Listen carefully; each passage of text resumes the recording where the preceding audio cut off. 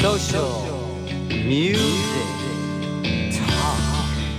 It's late November 2023, and it's still nice enough to come to the river, but I just can't wear my summer clothes because it is a bit chilly. So I want to reflect on 60 years, and it's amazing because 1963 I was 1 year old, and I still like a lot of that music, even though I didn't really learn it till maybe the 70s. But like the Beach Boys, the surf trend, Louie Louie, these were all big things in 1963. The cutting edge of that period was the surf music, especially like the Ventures or Dick Dale and the Deltones, and Beach Boys. On this show I like talking about indie music because I like making independent-minded music. You'll notice birds communicate independently through singing without a record label or concert venue. So if birds can independently organize groups of birds to listen to them sing, why can't humans?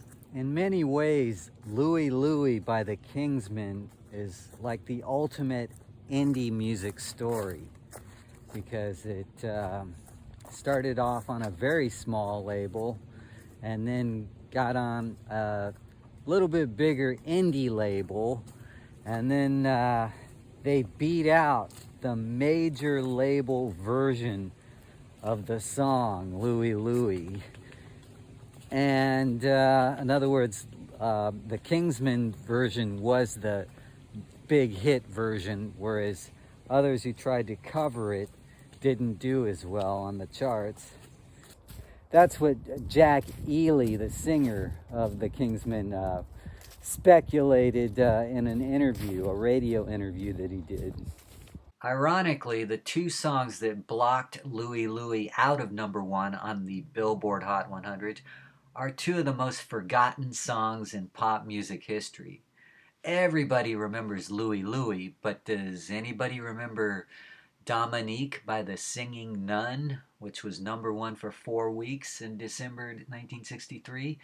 Or does anyone remember Bobby Vinton, There, I've Said It Again? Now, that was actually a cover of a #1 song from the 1940s, but still, most people today probably don't know that song, and they'd probably cringe if they found out that Bobby Vinton in 1969 sang at Richard Nixon's inauguration. His career kind of faded after that.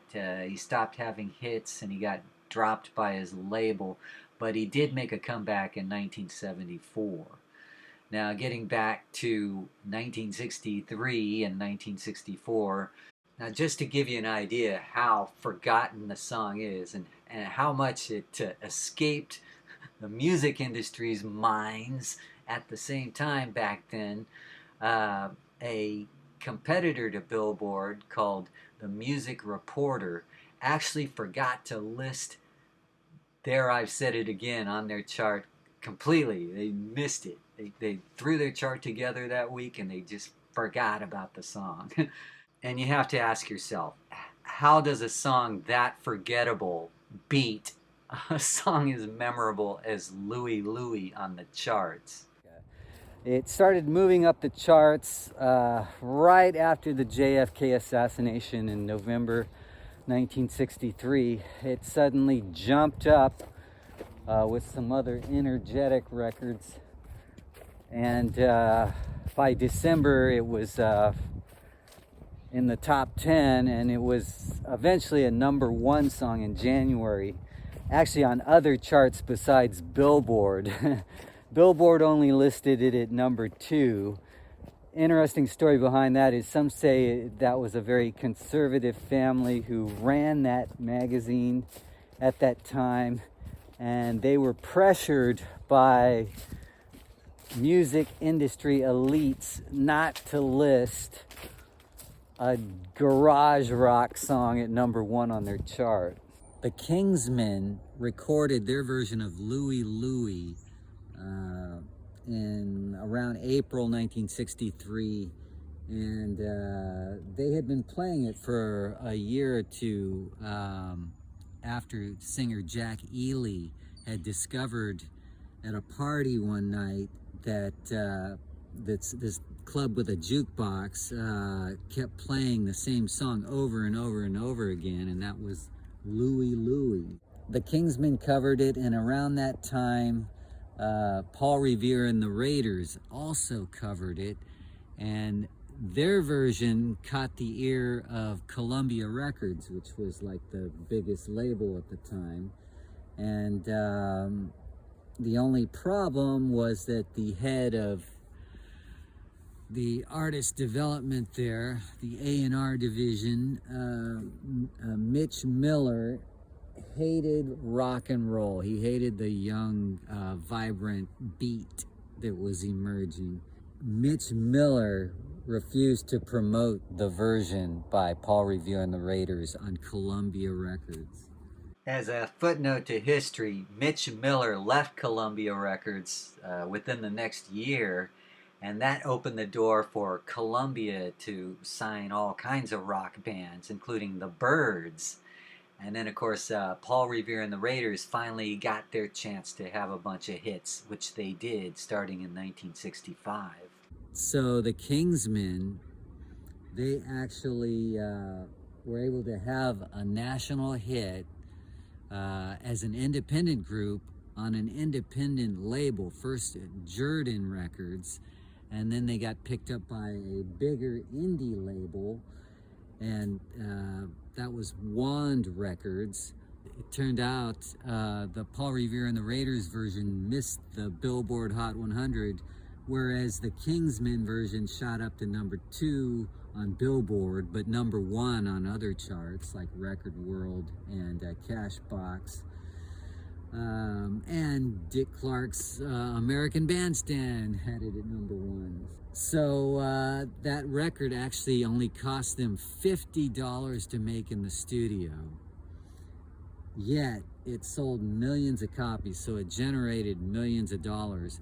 And it became one of the most popular cover songs of all time. Yet, out of all that, like out of 300 versions of it, the Kingsmen had the biggest hit with it.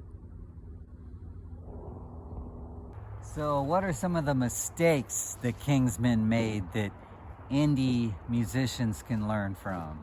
The drummer of the Kingsmen, Len Easton, he decided to take over because his mom bought the trademark, paid for the trademark, therefore he said he owned the band name, the Kingsmen, and he decided that he wanted to be lead singer instead of drummer.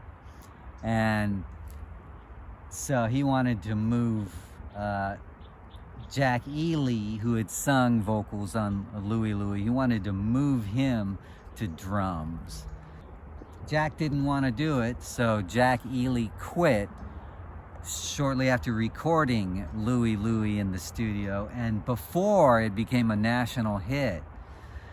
And so then Len Easton took over as the lead vocalist, but he would lip sync to Louie Louie at shows and even on TV. Now eventually Jack Ely, who tried to get back in the band once it became a hit in November 1963,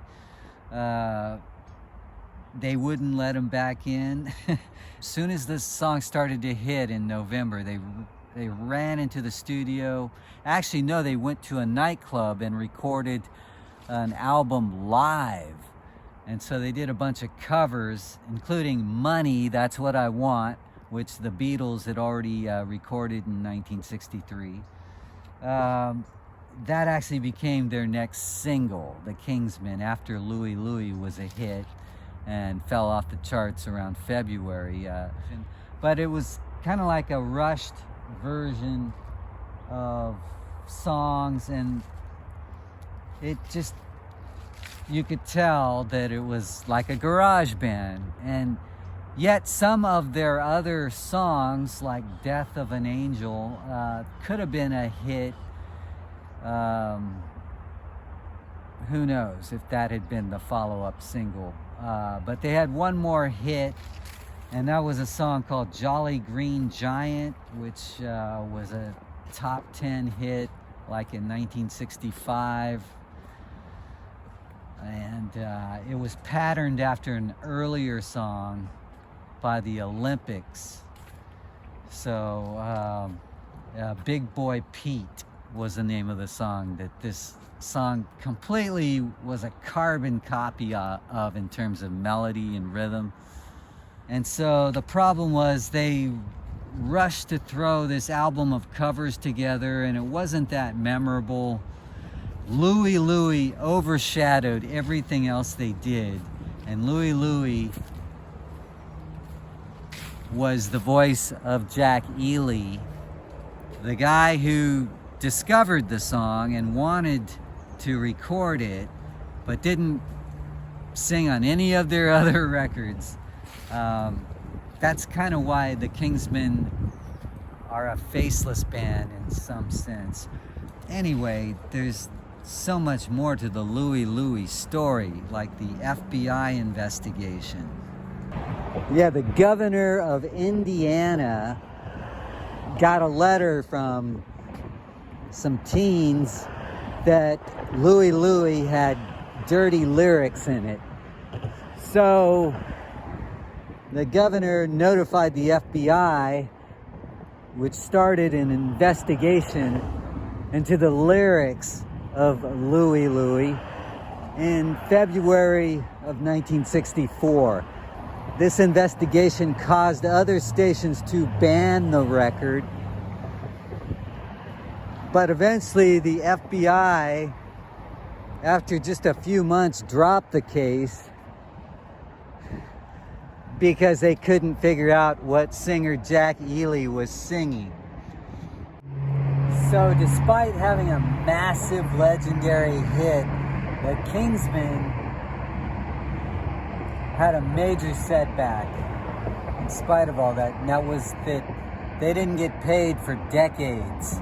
That's right, they actually made money from shows, but they didn't make royalties off of the record sales in the 60s, 70s, or 80s. They finally got paid in the 90s after suing the label that bought the recordings from Wand Records. So yeah, it took a long time, and eventually Jack Ely got paid as well. Now, I told you earlier how Lynn Easton of the Kingsmen was lip syncing to Jack's vocals at shows and on TV episodes. Well, a court order, like around 65, ordered the Kingsmen to stop doing that. So they had to start doing Louie Louie live. Songwriter Richard Berry also got paid eventually, like by the 1990s. He made a deal and started getting royalties off Louie Louie.